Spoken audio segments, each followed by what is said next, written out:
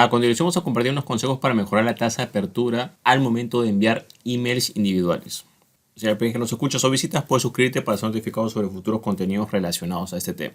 Existen muchas personas que desean que sus correos puedan llegar a la bandeja de entrada de su destinatario. Si bien en anteriores oportunidades hemos hablado de lo que es la parte de email marketing de forma general, ¿no? Para envíos grupales, bajo programas de email marketing certificados, aquí vamos a compartir unos consejos, pero para lo que son ya correos individuales, o sea, correos de uno a uno. Porque a pesar de que sea un envío de pocas personas, de una, dos, tres personas, también pueden haber ciertos comportamientos que pueden hacer que nuestra tasa de apertura o tasa de llegada disminuya de forma considerable. Vamos a compartir unos consejos para que tus correos puedan llegar o tengan más posibilidades de llegar a la bandeja de entrada de tu destinatario. Bueno, en primer lugar, hay que tomar en cuenta lo que son los archivos adjuntos. ¿Qué es lo que sucede? Que cuando se envía un correo y se le coloca un archivo adjunto, este correo pasa a tener otro tipo de clasificación. ¿Por qué se da esto? Esto se da principalmente porque al haber un archivo adjunto, automáticamente los diferentes programas de email marketing, sobre todo el que recibe, va a tener otros procesos de seguridad, ya que tiene que verificar que ese archivo adjunto, en primer lugar, no tenga virus o no tenga un código malicioso, lo que sea, ¿no? Ese simple procedimiento de tener un archivo adjunto en un email hace que las posibilidades de que llegue disminuyan, porque tiene que pasar por un proceso más estricto que quizás que fuera un correo que no tuviera ningún archivo adjunto, que sea, por ejemplo, de solo texto, ¿no? Otro punto u otra desventaja de los archivos adjuntos es que también van a consumir recursos, sobre todo del servidor o el servicio de alojamiento de correos o el servicio de emails que estemos usando, ¿no? Por ejemplo, hay algunos emails que utilizan, por ejemplo, el servidor da un servicio de email como webmail, por ejemplo, y cada vez que colocamos un archivo adjunto estamos, digamos, utilizando los recursos del servidor. Entonces, tanto por el peso del archivo como por el posible procedimiento de seguridad para ver si tiene o no tiene virus, automáticamente ese correo va a tener menos probabilidades de llegar a la bandeja de correo deseado, la bandeja de entrada, ¿no? Lo más probable es que se vaya a spam o otra carpeta secundaria. Entonces, en lo posible se recomienda no utilizar lo que es archivos adjuntos. En este caso, lo correcto, si vamos a adjuntar a un tipo de archivo, es subir ese documento o ese archivo, lo que sea, a un servicio externo, como por ejemplo puede ser Google Drive, Dropbox, OneDrive, lo subimos y después de eso simplemente el enlace lo compartimos dentro del email. O sea, colocamos texto y el enlace. Si la persona quiere acceder a ese archivo, bueno, pues hará clic en ese enlace y descargará ese correo de ese servicio externo que hemos utilizado para alojar ese archivo o ese documento. Esa es la forma más recomendable, ya que de esa manera mejoran las probabilidades de que nuestro correo llegue. No pasamos por ese proceso riguroso, digamos, de control de si tiene virus o no tiene virus, de adjunto o no adjunto. Y de paso que se hace mucho más ligera, se consume menos recursos del servidor. Ahora, para explicar este concepto de los archivos adjuntos voy a usar el ejemplo de un sobre con documentos, ¿no? Si tenemos un sobre con documentos, queremos enviar un sobre con documentos adentro, lo más probable es que si solamente ese sobre contiene documentos va a costar menos porque en primer lugar no hay que pagar por el peso. Esto podría ser el equivalente a que se consumen menos recursos del servidor. Otro punto que hay que tomar en cuenta de que, por ejemplo, va a ser más fácil de entregar. ¿Por qué? Porque ese grosor que tienen los documentos hacen que fácilmente el sobre no tenga que ser muy grueso, por lo cual va a poder entrar en ciertos servicios, digamos, de buzón físico para recibir paquetes, o incluso puede entrar debajo de una puerta, ¿no? Sin ningún problema. Entonces, si el sobre tiene documentos, es ligero, no hay ningún tipo de problema. Pero, ¿qué ocurre si ese sobre tiene algún tipo de objeto, digamos, ¿no? Le colocamos más cosas, no sé, pues vamos a poner, ejemplo, una memoria USB, un accesorio, lo que sea. Ya entra otro procedimiento dentro de la compañía de correos. ¿Por qué? Porque, digamos, ya tiene que ver qué tipo de material es el que está llevando. Si hay algunos materiales que están prohibidos, entonces tienen que declarar qué cosa estás colocando ahí además de los documentos.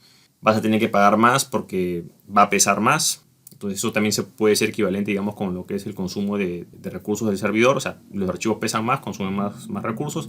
En este caso pesan más los objetos adentro, vas a poder tener que pagar más por ese envío, ¿no?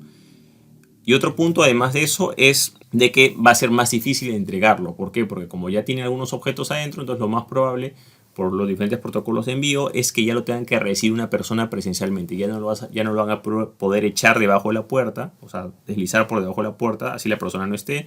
Quizás en algunos buzones físicos para depositar correo postal no va a entrar de forma correcta, entonces se dificulta un poco más el procedimiento. ¿Sí se puede entregar? Sí. pero es más difícil y requiere más trabajo. En este caso hay que seguir el procedimiento, que la persona esté presente, si la persona no está, se le toma una foto, pero ya va a ser más difícil que ese sobre con algunos objetos adentro pueda llegar correctamente al destinatario. Entonces podemos utilizar este ejemplo del sobre con documentos para entender la importancia de que nuestros correos no tengan tantos archivos adjuntos o tantas cosas adjuntas, porque si bien sí puede llegar, es más difícil que llegue de la forma correcta. Otro punto que se recomienda para que lo que corresponde a nuestros emails puedan llegar a la bandeja de correo deseado es de cuando redactemos ese correo, tratemos de, sobre todo en los asuntos, no utilicemos palabras con letras mayúsculas, o sea, palabras completas, ¿no? O sea, letras mayúsculas no está mal utilizar, pero si toda la palabra está en letras mayúsculas, hay un problema con eso. ¿Por qué? Porque muchos sistemas, digamos, de promoción por email o de spam tienden a utilizar esas palabras en mayúsculas para llamar la atención. Entonces, muchos programas o filtros, digamos, que tienen los diferentes programas de email como Hotmail, Gmail, etcétera, ya tienen un parámetro establecido, que es un parámetro que se llama, unas normas en generales para emails, que son como unos filtros que utilizan la mayoría de programas, que se llama Spam Assassin.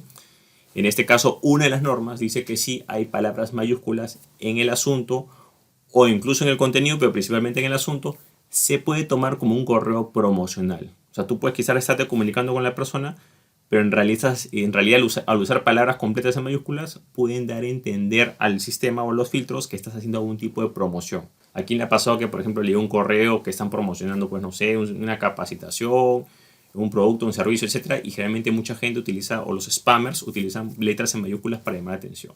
Esta norma también aplica con lo que son caracteres especiales, o sea, tú puedes colocar estrellas, no sé, cualquier tipo de símbolos que hay, caracteres especiales o caracteres Unicode o emojis o todo lo que se utiliza generalmente los mensajería instantánea. Si tú lo colocas en el asunto, en el email, claro, va a llamar la atención. Lo malo es de que tanto las palabras completas en mayúsculas y los caracteres especiales o emoji también entran dentro de esta norma y por ende un correo que en el asunto tenga estas características, lo más probable es que pueda pasar a correo no deseado o a correo spam. Otro consejo lo corresponde a el código HTML dentro del email. Entonces muchos dirán, bueno, pero el código HTML, yo no soy programador, no tengo nada que ver con eso.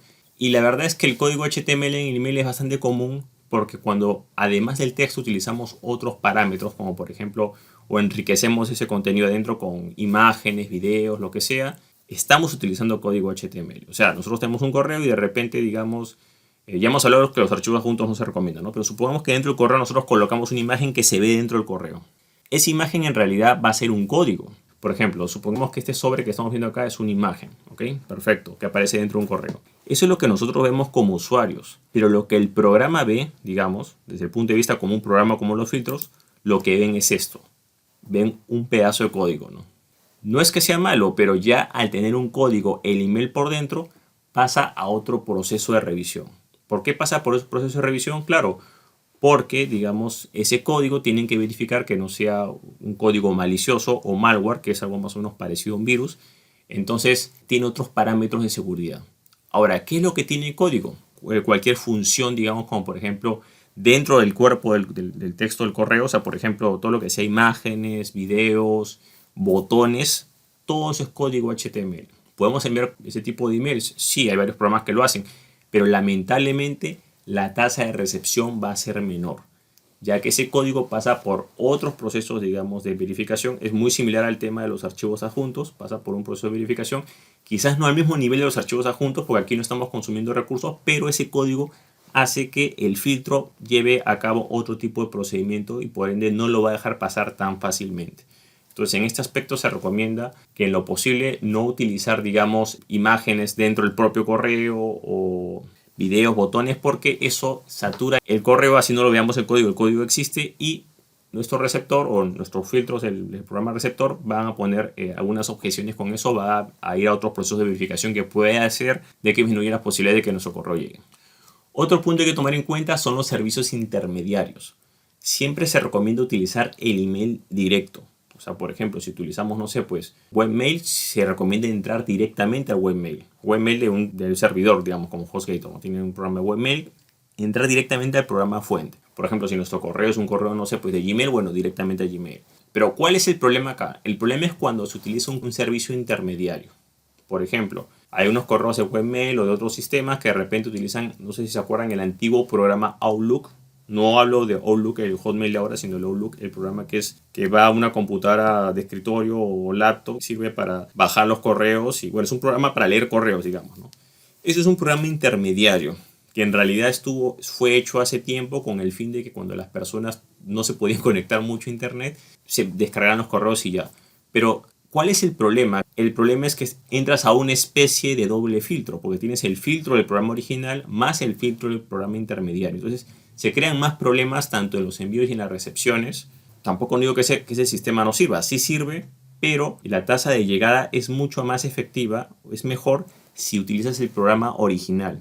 Entonces, muchas personas no utilizan los correos verdaderos, utilizan servicios intermediarios. Es importante que sepas dónde está el correo original que tú tienes. Bueno, el correo original que tú tienes está en esta plataforma, tienes que utilizar esa plataforma.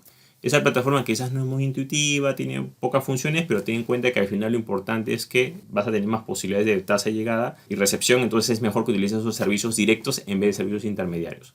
Ya que si el servicio intermediario tiene algún problema con la actualización X y Z, va a afectar al servicio principal y también va a afectar la experiencia de la llegada y digamos, envío de emails.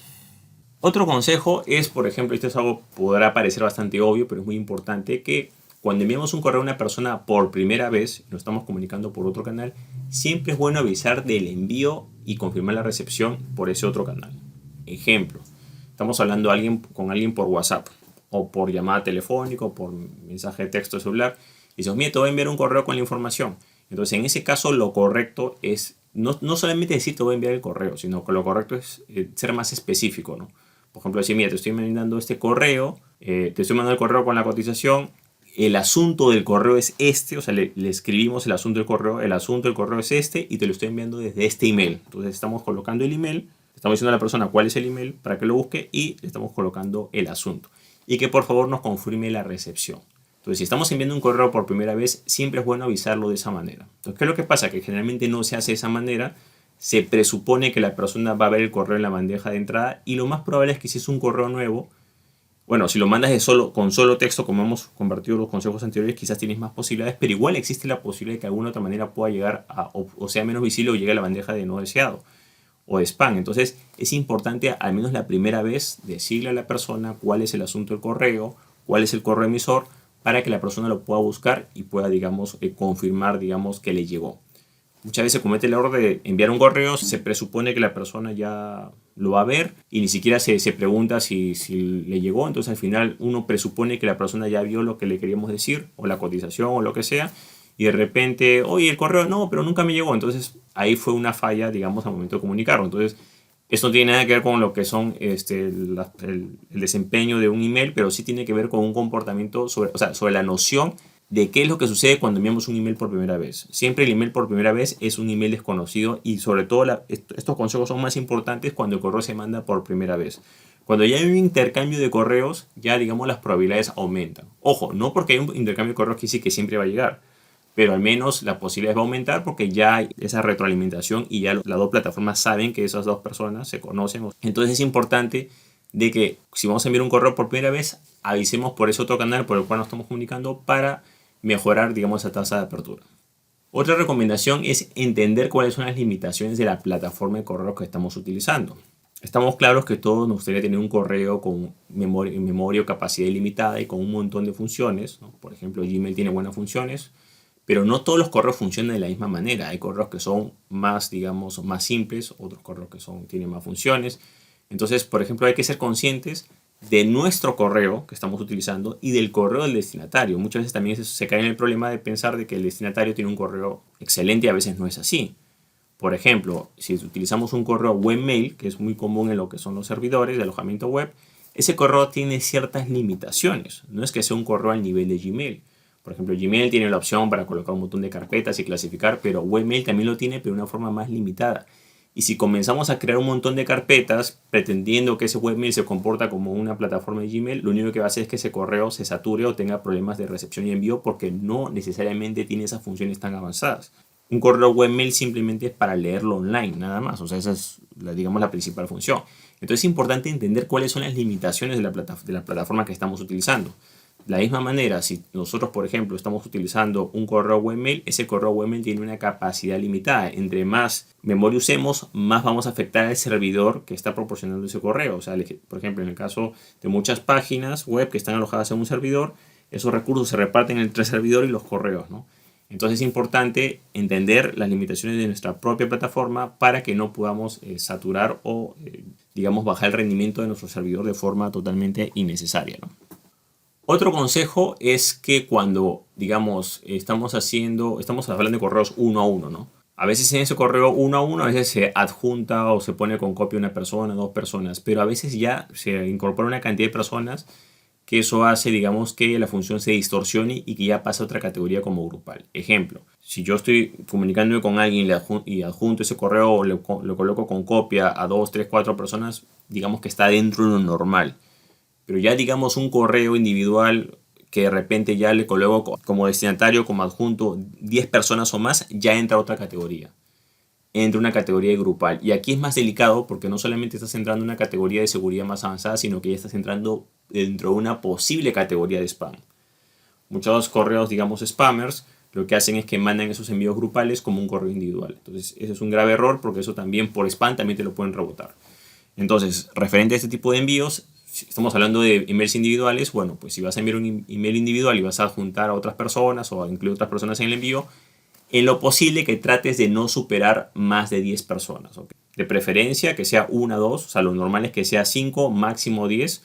Yo recomiendo que no supere 5 en lo personal. Ten en cuenta, ojo, que entre más personas adjuntes, más complicas la situación del correo, ¿no? Entonces siempre es bueno mantenerlo ligero, que es enviarse una persona con copia 1, con copia 2, con copia 3, máximo con copia 5 lo recomendado. Puedes quizás enviarlo un poco más, pero ya estás en la línea gris, digamos, ¿no? Y más de 10, digamos que ya vas a tener problemas en tus envíos futuros. Y entre 5 a 10, digamos que es el término gris, y menos de 5, digamos que es lo ideal, ¿no? Otro consejo es el número de enlaces internos de ese correo. Entonces, como hablamos anteriormente, hay unas normas que se llaman Spam Assassin, que te dan una serie de parámetros para clasificar cuándo un correo es spam o no es spam. Por ejemplo, dentro de estas normas ya hemos hablado algunas de los archivos adjuntos, hemos hablado de las letras en todas palabras completas en mayúsculas, caracteres especiales, ¿ok? Pero acá hay otro punto que es el número de enlaces. Como dije anteriormente, si tenemos un archivo adjunto, podemos subirle un servicio externo y después de servicios de alojamiento externo como Google Drive, OneDrive, compartimos el enlace y listo. Ahí estaríamos compartiendo un solo enlace. ¿Cuál es el problema? Cuando se abusa de esa herramienta. Entonces, ya sea que sea un enlace interno, externo, lo que sea, si de repente un correo tiene 5 enlaces, ya entra a otra categoría como de posible spam. ¿Por qué? Lógico, porque estás colocando 5 enlaces internos, no es normal. Lo normal es que quizás coloques 1 o 2, pero ya colocas 3, ya colocas 5 enlaces, posiblemente ese correo puede ir a esa categoría. ¿Por qué? Porque muchos spammers, además de utilizar, por ejemplo, archivos adjuntos, a utilizar letras en mayúsculas, caracteres especiales, tienden a llenar de enlaces sus correos y ahí es donde viene el problema, ¿no? Entonces, entre menos enlaces internos tenga el correo, mejor. Yo recomiendo en lo personal solo utilizar un solo enlace interno. Funciona mucho mejor que quizás utilizar 5 o más de 5 y ahí puede ser catalogado no solo, digamos, para que el correo no te llegue, sino también puede ser catalogado como spammer. Hay que tomar en cuenta que todas estas calificaciones de spam assassin o esos parámetros afecta el envío actual y afecta tus futuros envíos. O sea, cada correo tiene una calificación. Si un correo tiene un comportamiento no adecuado, ese correo va a tener menos probabilidades de otro correo quizás del mismo dominio de la misma compañía. Entonces es importante tener en cuenta de que existe una especie de historial por email y si el email tiene un buen comportamiento va a tener mejor entrega y si tiene un mal comportamiento va a tener una peor entrega, ¿no? Y por último, en números importantes, recomiendo tener bastante cuidado con los emails reiterativos. ¿Qué son los emails reiterativos? En exceso, digamos, es por ejemplo, esto se da mucho en lo que es la parte de cobranzas. O sea, por ejemplo, cuando una persona quiere, no sé, pues meter presión a alguien, oye, este no está pagando, mándale un correo hoy, mándale un correo mañana, oye, paga. Entonces, cuando mando ese tipo de comunicación a una persona, insistiéndole en un corto periodo de tiempo, si el receptor cataloga mi correo, o lo bloquea o lo coloca como posible fraude o como spam, me va a perjudicar en mi historial y mis futuros envíos. Esta es una de las maneras, este es uno de los puntos con los cuales tenemos que tener máximo cuidado porque podemos quemar un correo como tal. Como digo, no se da en todos los aspectos, generalmente se da, o sea, estos errores se dan generalmente cuando alguien le está cobrando a alguien, cuando alguien está tratando de meterle presión a alguien, ahí es donde viene ese problema. Por supuesto que uno puede comunicarse con clientes, compañeros de vez en cuando, recordarle cosas así, pero cuando el email es, digamos, sobre un tema, vamos a poner así, que puede ser, digamos, un poco delicado, digamos, o que puede transmitir un poco de presión y de insistencia, o sea, cuando hay todos esos factores, o sea, tienen que haber dos cosas para que un email se queme, digamos, ¿no? O sea, digamos que tenga una pésima calificación. Una es que haya esos mensajes, digamos, periódicos, ¿no? Que no tengan respuesta y que tengan cierta connotación intimidatoria, ¿no? O de, digamos, de tratar de llenar la bandeja de entrada a la persona para que vea mi correo, ¿no? Ese tipo de comportamientos, si es que el receptor lo denuncia o se queja anónimamente, va a afectar la reputación del correo. Entonces, en lo personal yo recomiendo bajo ningún motivo enviar ese tipo de emails. Bueno, está mal colocarle reiterativo, sino sería más que todo emails, digamos, ya de hostigamiento, de acoso, digamos, ¿no? Entonces, hay que tener bastante criterio al momento de utilizarlos porque eso sí puede perjudicar la tasa de aperturas de nuestros correos actuales y de correos futuros. Bueno, de esta manera hemos compartido algunos consejos para mejorar la tasa de apertura al momento de enviar emails individuales. Espero que te hayan sido útiles estos consejos y que puedas mejorar las tasas de aperturas al momento de hacer tus comunicaciones individuales. Bueno, eso es todo conmigo. Si te gustó este contenido, te puedes hacer clic en me gusta, dejar tu comentario en la parte de abajo, compartir el contenido y por supuesto suscribirte. Asimismo, si deseas saber más sobre lo que es email marketing para empresas y negocios, te comento que tengo un curso en videos en el cual profundizo todos estos temas. Para más información del curso, testimonio de los alumnos o el programa del curso, puedes visitar el link que ves en la parte de abajo que es josemorenojimenez.com/curso-email. Bueno, eso es todo conmigo. Muchísimas gracias y estamos en contacto. Hasta luego.